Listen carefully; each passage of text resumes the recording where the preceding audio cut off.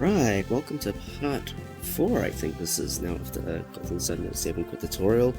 Today we're going to go through Vault and Goma Cave, and it's kind of the first real bit of gameplay we get to do after Sol Sanctum, which is a bit of a difficult part to get through just mentally, because it's a bit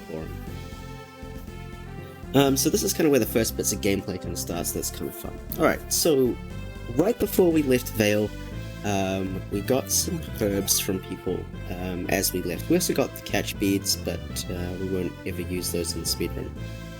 Notice how Isaac currently has 4 herbs and Garrett currently has 2 herbs.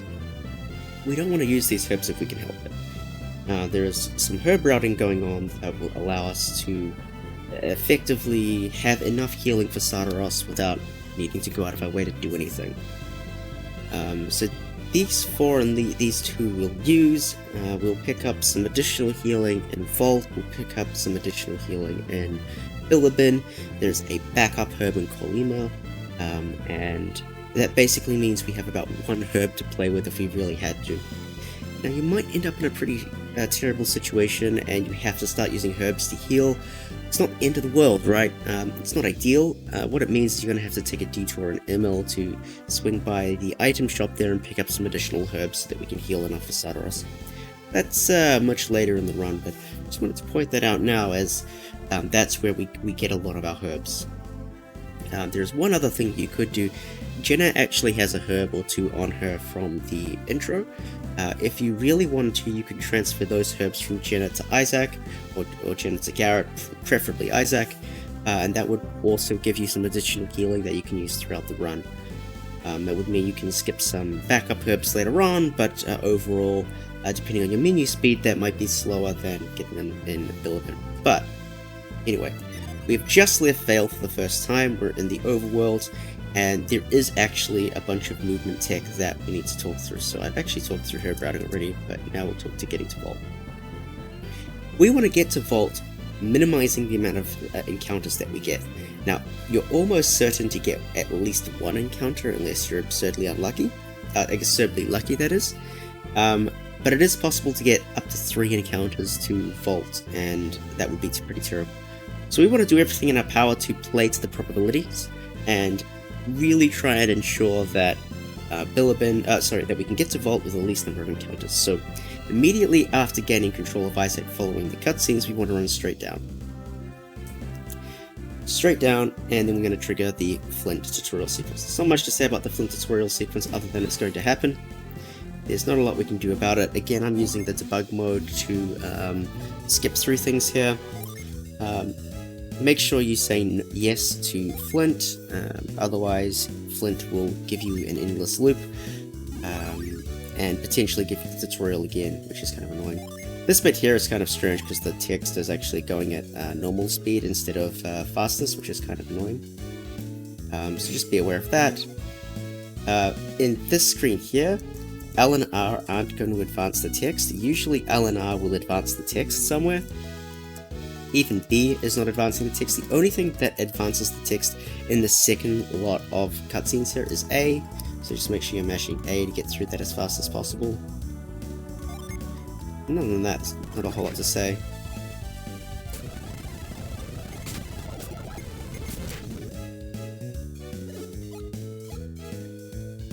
That's that.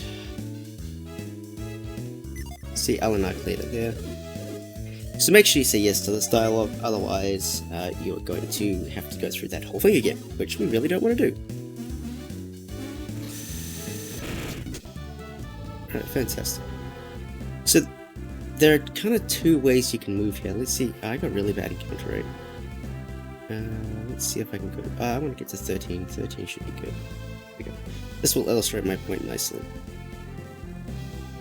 So there are 2 ways you can do this. The first way is you can kind of hug the mountain and do that kind of movement there. Notice how I got an encounter here, that's kind of unfortunate. But that movement that I did there, so this hugging this edge of the mountain, notice I'm holding right to kind of run against the mountain. Anytime you see Isaac's shadow, you're not actually running in the forest.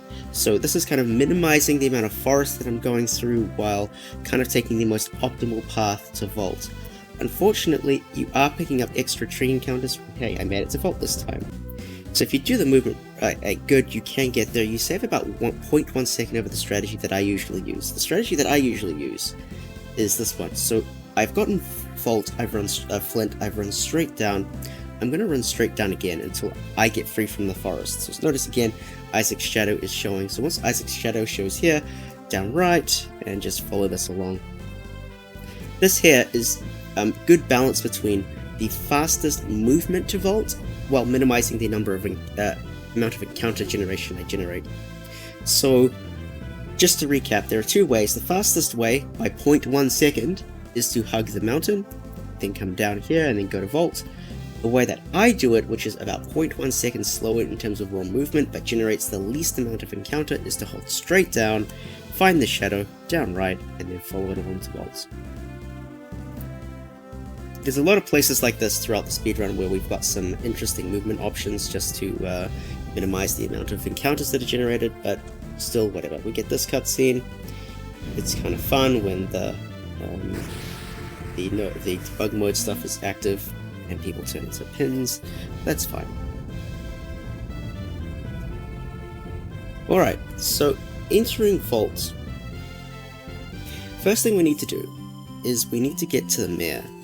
In the mayor's house, there's Ivan. We need to pick up Ivan. There's kind of two things to work. Two ways we can get. The first way is going down this way. The second way is going up this way. Going through this chute here is going to be fastest, but as you can see, this grandma can kind of get in the way. So right now, it's very hard to get past her, and that's kind of annoying. So what you do is, as you enter Vault, we're holding upright. I'm looking at the grandma. She's now currently in the way, so I'm just going to dodge her. Just go around this side. And up we go.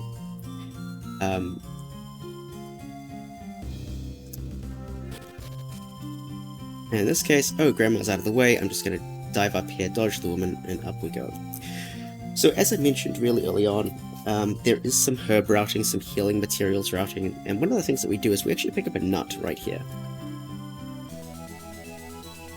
Now this nut is kind of useful on Sadaros because it basically gives you a super heal on someone.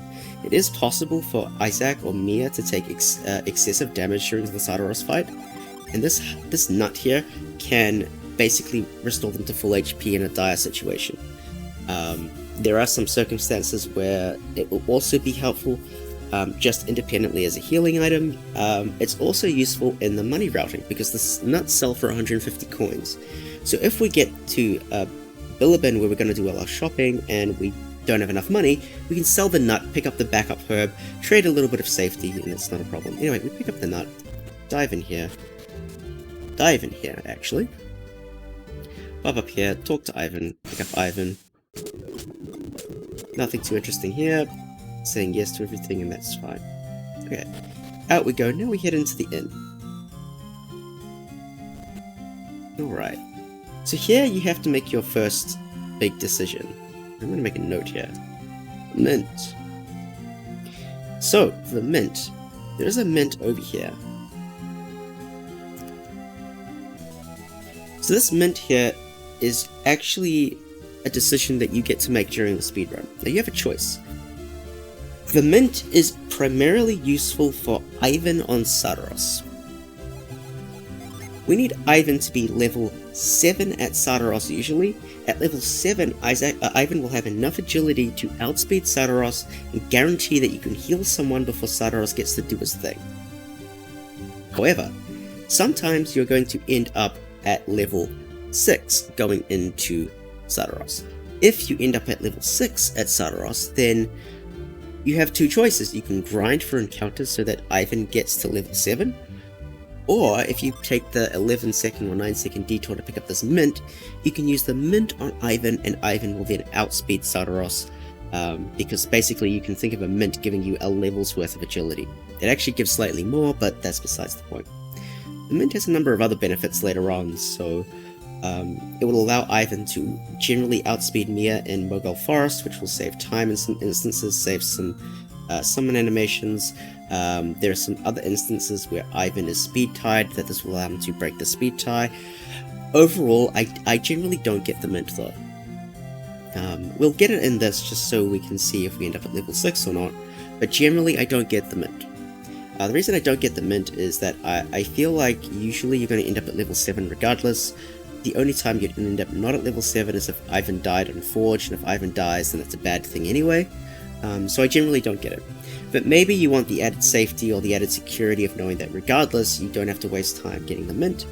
I've had maybe 10-15% of my runs not have the sufficient experience at Sadaros. So yeah, I don't think it's worth it. I would be remiss to point out later on, we'll talk about it later on at Sadaros. We'll talk about that at level 6 you can still outspeed Sadaros and it might be fine, but we'll cover that when we get there. Anyway, so there's this mint here, you can get it if you want it. You could also use it on Garrett. We used to use it on Garrett for a bunch of things, but usually we don't. Anyway, bandit cutscenes. So there's a bunch of bandits in here and they're kind of annoying. The Bandit Chase is actually a huge source of RNG in the early run, which is kind of annoying. So up left into this encounter. Into this instance. These guys are going to run around and we can't get them, so down right, back out here, just instantly nope out of that Bandit Chase scene. No problem. Get through some text here. Okay. What a lot of people do is they go up left, and then that's kind of bad. Just watch Isaac's movement. See how he's like slightly veering off to the right there? So instead what you want to do is you just want to run straight up. It's slightly faster just to run straight up. Now there's a few strategies that we can employ here. Let's see. So the way that I do it is I just run straight up and then left and then hopefully I catch people. So like this. That usually gives you pretty good results. I don't usually do the wiggle, but in this case the bandits weren't going to be good, because if I just hold left here, I'm just going to run straight past them. Oh, actually that worked out okay. So usually this strategy works out okay. It's probably the slowest method, but you're talking like points of a second, not even a whole second here. The other way you can do it, which is a bit of an old school way of doing it, is you do the same strategy, but you do it on the second part, so like this. So like that. So again, very similar in speed. It actually incurs quite a lot more risk, so I don't like to do this method, but it's a possibility. The other way to do it is by far and away the most risky, and if it doesn't work, you're going to lose a lot of time, but it is the fastest strategy. I don't even know if it will work for this one, but we'll try. Basically, we're going to run straight left with Isaac until we're kind of in the middle of the last bed on the left. The brown guy should run straight down. Ivan will push him to the left, and we'll trap him. So hopefully this will work. And that's what can happen, basically. He can just kind of get out of the way and be annoying. Come on, dude.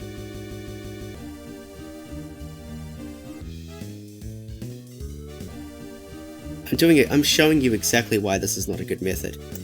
There we go. That's the fastest way to catch the bandits, but as you can see, it doesn't have a great success rate. If you're feeling like you want to go crazy and do that, then by all means, but it's definitely the one that's got the least amount of success. So yeah, to recap, this is my preferred method. I think it gives you the most opportunity to outplay if the bandits are being terrible, and the fastest way to do it is this. Well, it was this. Maybe you need to run more to the left. Oh, doesn't really matter. We've seen it. So that's the Bandit Chase. If the bandits get bad, so let's see if the bandits will be bad for me. No, he was okay. Alright, let's say the bandits were bad.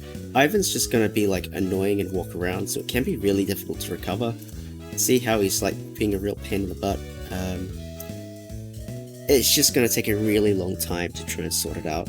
So you just have to do your best and just accept that this run is no longer any good. Alright. Alright, so we get this cutscene. Fantastic. Alright. Now we need to head to do the Bandit Fight, and the Bandit Fight is also a huge source of RNG, which is kind of annoying. It is possible for people to die during this fight, so it is really annoying. So usually your setup going into this fight will be everybody is healed Flint is standby on Isaac, and that's it.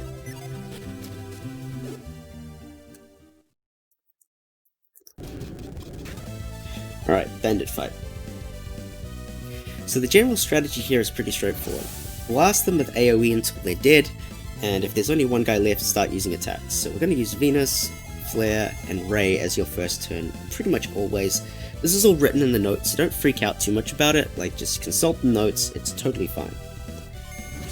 Ray is your primary damage dealer, and it does basically a crap ton of damage. You really don't want to have Ivan die, but yeah. Venus here is going to do like half the damage that Ray was doing. Ray is so good.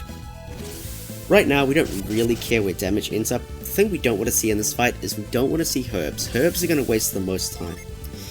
Once the first turn is over, we're just going to attack Flare and Ray. So I got good RNG there. The thief is defending, so that's kind of unlucky. Wow, this is a perfect fight. Nice.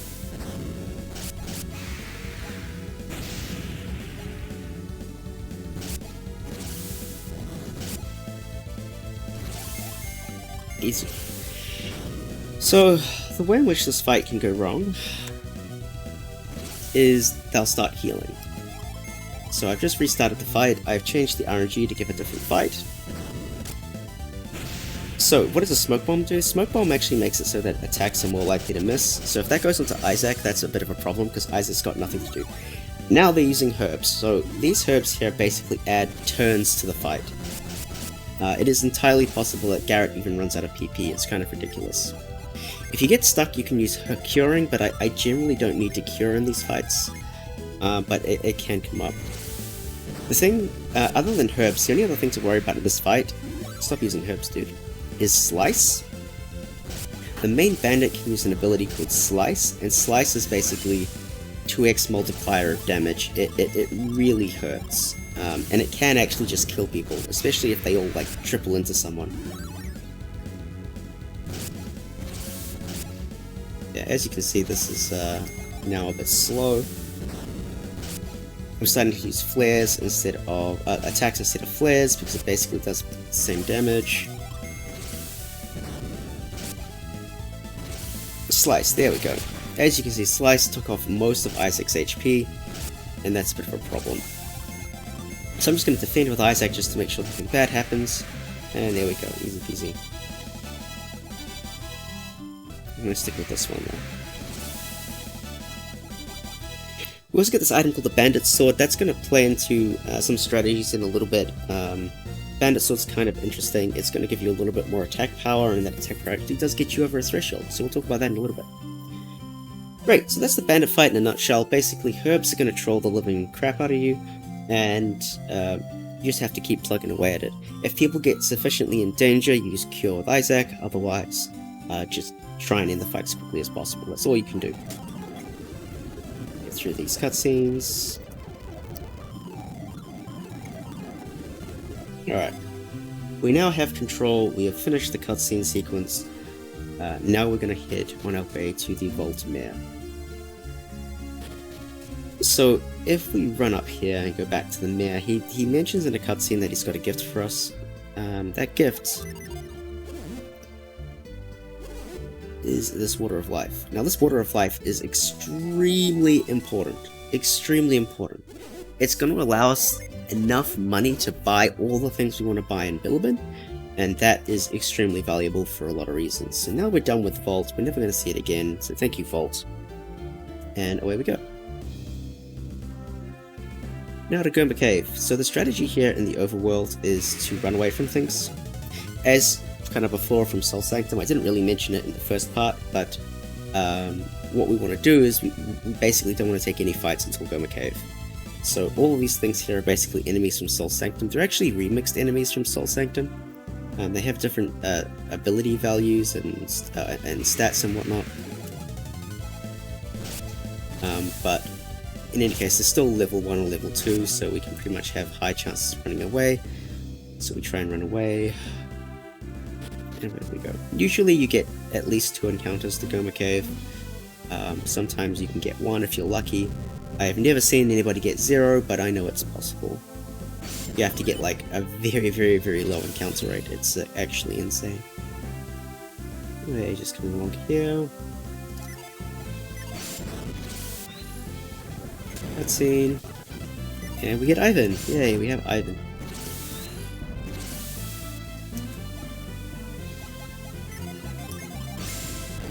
I should have healed in that cutscene on this thing here. You try to bundle your heals with stuff, so it's fine. Okay, now we're in Goma Cave. You have an interesting decision to make. There is no right answer here, it's basically down to personal preference. So the Bandit Sword here is going to allow us to... Let me just update this to fight strategy. The Bandit Sword here is actually going to allow us to kill some enemies with a rain attack from Isaac. Without the Bandit Sword, we either need to use Flint or Venus.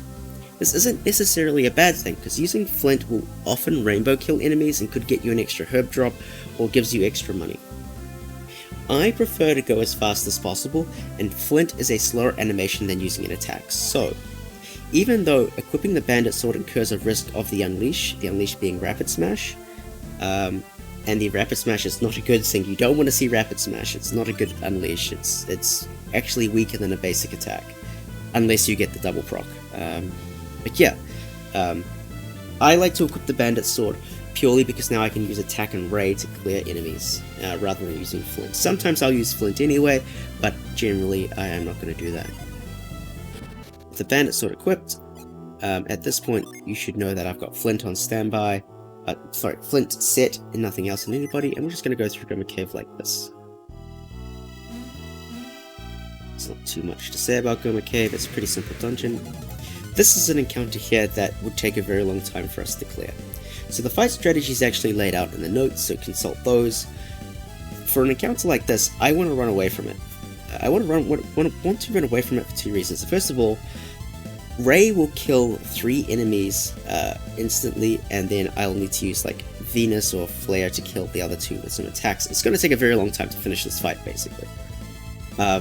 So what I like to do is I like to run away from fights like this, especially if they're sufficiently low levels.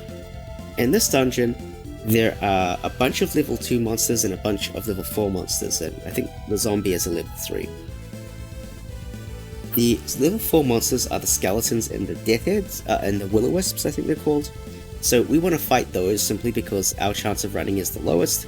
Whereas these enemies here, these guys are mostly level 2, like the bats and the slimes are level 2 from Sol Sanctum, and the zombie I believe is level 3 from the Overworld, but I could be wrong, so I'm just going to run away from them. They're going to hit me a bunch of times. They're probably only going to get 3 or 4 actions. Often in these large groups, not every enemy would get to move. In this case they did, but oh well. But anyway, we ran away without any drama there. So that's what I would normally do. You can choose to fight that if you so wish. It's kind of, again, personal preference of how you want to do this.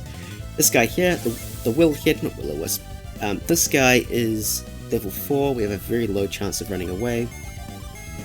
So I'm going to actually fight this guy. So Ray, and I got Rapid Smash, that's annoying. And we clear that fight, no problem. We need to move this pillar into position. If you know anything about the move clip, which is a relatively recently discovered glitch, it does not work here. You can clip into where the pillar is, but there's no vertical position to make it work. 2 zombies. I'm going to fight this.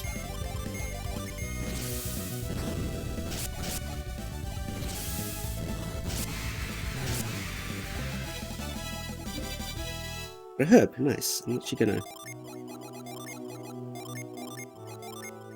drop it just so that we retain our usual herb routing. Normally I wouldn't do that. It's obviously fine to keep the extra herbs, but we're just gonna keep that same fight. We do actually want to take some fights. We do actually want to take fights in here. Ideally, another one. We're ideally level 3 by the time we get to Forge. Yeah, we're level 3 now. So I want to take at least 1 or 2 fights to do that, because the bandits alone aren't going to get us there. So we're just going through the dungeon as we normally would. Skeleton. These guys are level 4, they're kind of scary. This is where the bandit sword is quite useful. Using Ray and then attack will kill the skeleton. If not, we would have had to use Flint. and that's not necessarily a bad thing. It's basically, again, a runner's choice.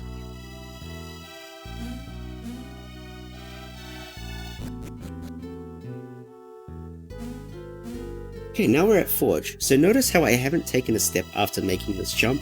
You can interact with Forge immediately from this position. So it doesn't matter where you jump, you will always be able to interact with Forge. Before Forge, we should know that Forge is a run killer.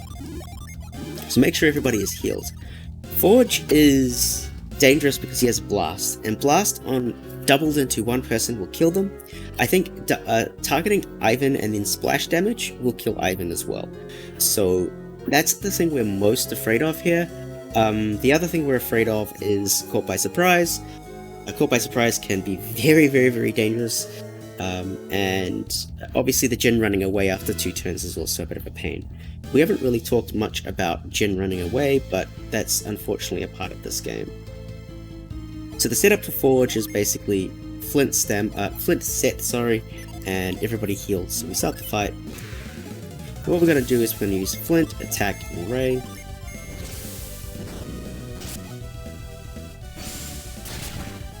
Blast, of course.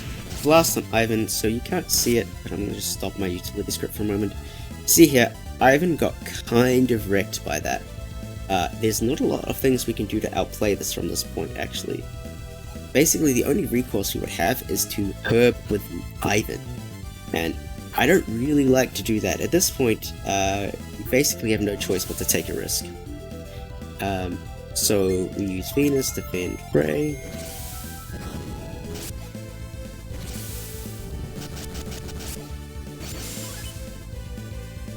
And we got away with it. So Ivan would usually tank anything from this position unless it's targeted or unless it's Blast. So it's a decent risk to take. If you don't want to take that risk, that's totally fine. What you would do instead was you'd use this herb on Ivan, you'd pick up the backup herb later on, and you'd probably incur an extra turn on this fight. From this position, it's relatively easy. We can just use Ray to finish the fight. Because Ivan and Isaac outspeed Forge, it's kind of useful to know that. So even though Ivan was kind of wrecked after the second turn, Forge was never going to get a third action, so I was fairly safe in using that Ray. And that's basically all there is to know about Forge. He's just a bit of a jerk. That's basically it. You just have to put up with him. Consult the notes and read the notes on that, and it will detail the strategy in a little bit more detail.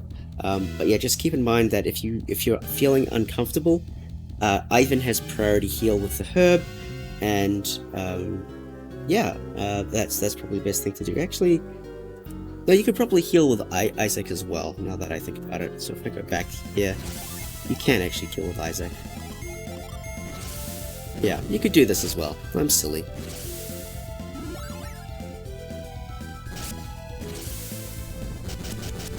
Here we go, that's a bit strategy. Look at that, we're routing on the fly. That's going to give you the same result as well. Easy. Anyway, so there we go. Priority heal with Ivan or Isaac, so we don't have to use the herb at all. We can just use cure with Isaac, and that avoids the danger. That's actually really good. I actually didn't know that. I probably did, I just forgot. Anyway, point being, that is almost the last thing we need to worry about in Goma Cave. There's some RNG here. It is possible to get to the end without an encounter, but it looks like that's not going to happen.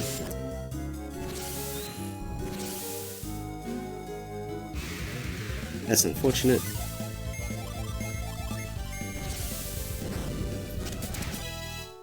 Did I pick up an extra herb? I didn't. And away we go into this room. Okay, so the last thing we want to talk about in this tutorial here is this room right here.